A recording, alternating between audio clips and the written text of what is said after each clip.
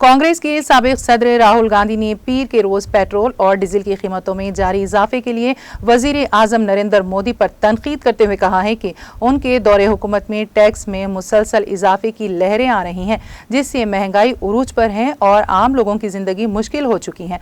Mister Gandhi ने tweet किया, कई रियासतों में अनलॉक का अमल शुरू हो रहा है।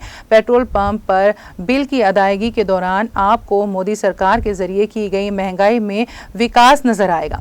टैक्स वसूली की वबा की लहरें मुसलसल आती जा रही हैं। कांग्रेस के महकमे मवासिलात के सरबराह रणदीप सिंह सरजेवाला ने भी टैक्सों में इजाफे पर हुकूमत पर सख्त तनकीद करते हुए ट्वीट किया, बड़े पैमाने पर अवाम से लूट।